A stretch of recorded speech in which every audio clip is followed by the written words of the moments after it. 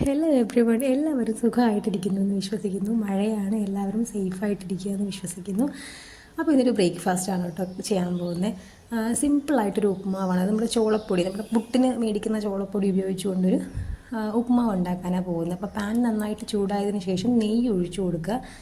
നെയ്യ് എന്ന് പറയുന്നത് കുട്ടികൾക്ക് കുറച്ച് ഇഷ്ടമുള്ള ഒരു ഐറ്റമാണ്, മുതിർന്നവർക്കും ഇഷ്ടമാണ്. ആ ഒരു സ്മെല്ലൊക്കെ ഭയങ്കര ഒരു വല്ലാത്തൊരു, നമുക്ക് കഴിക്കാനായിട്ട് ഇൻട്രസ്റ്റ് കൂടും അതുകൊണ്ട് ഉണ്ടാക്കുന്ന ഫുഡൊക്കെ. അപ്പം പാനിൽ നെയ്യ് ഒഴിച്ചതിന് ശേഷം കുറച്ച് കറിവേപ്പില ഇട്ട് കൊടുക്കുക.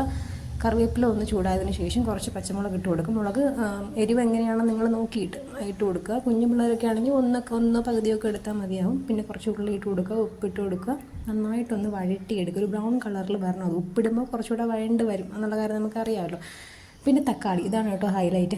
തക്കാളി ഇട്ട് കൊടുക്കുക. തക്കാളി നന്നായിട്ടൊന്ന് വഴറ്റിയെടുക്കുക. ഇതാണ് കേട്ടോ ഇതിൻ്റെ ടേസ്റ്റ് കൂട്ടുന്നത്. അതിനുശേഷം ചോളപ്പൊടി എടുക്കുക. ഞാൻ ആക്ച്വലി ഈ പാനിനകത്തേക്ക് ഇട്ടിട്ട് വെള്ളം ഒഴിച്ച് നമുക്ക് അതിലൊക്കെ ഒട്ടിപ്പിടിക്കാതെ എടുക്കാൻ പറ്റും. പക്ഷേ ഇനി ഞാൻ അത്ര പ്രോ അല്ല. അപ്പോൾ ഇതിൻ്റെ സേഫ് സൈഡെന്ന് വെച്ചാൽ ഇതാണ്. കുറച്ച് ഒരു പ്ലേറ്റിൽ കുറച്ച് പൊടി എടുത്തിട്ട് പുട്ടിന് കുഴയ്ക്കുന്ന പോലെ വെള്ളം ഒഴിച്ച് ഇത് കുറച്ചിട്ട് ഈസിയാണ് കേട്ടോ എനിക്ക്. ഞാനപ്പോൾ കൈ വെച്ചിട്ട് ഈ കട്ടകളൊക്കെ നന്നായിട്ട് പൊടിച്ചു കൊടുക്കുക. പൊടിച്ചു കൊടുക്കുമ്പോൾ നമുക്ക് ആവശ്യം അനുസരിച്ച് പൊടിച്ചു കൊടുക്കാൻ പറ്റും. എന്നതിന് ശേഷം ഇതിനെ എടുത്ത് നമ്മുടെ ആ ഒരു ആ പാനിലേക്ക് ഇട്ടിട്ട് ഡയറക്റ്റായിട്ട് മിക്സ് ചെയ്യരുത്. എല്ലാം കൂടെ കുറേശ്ശെ മുകളിൽ നിന്നോ സൈഡിൽ നിന്നൊക്കെ കുറേശ്ശെ ഒന്ന് മിക്സ് ചെയ്ത് കൊടുക്കുക. ഇനി ഇതിൻ്റെ ഏറ്റവും വലിയൊരു തമാശ എന്ന് പറഞ്ഞാൽ ഞാൻ ഇതിനകത്ത് കടുകിടാൻ മറന്നുപോയതാണ്. ആക്ച്വലി നിങ്ങൾക്ക് വേണമെങ്കിൽ ഇട്ടില്ലെങ്കിലും കുഴപ്പമില്ല, പക്ഷെ ഞാൻ മറന്നുപോയതാണ് കടുകിടാൻ. അപ്പോൾ ഇങ്ങനെയാണ്, എല്ലാവരും ഒന്ന് ട്രൈ ചെയ്ത് നോക്കൂ. കഴിക്കാൻ ഭയങ്കര ടേസ്റ്റാണ്.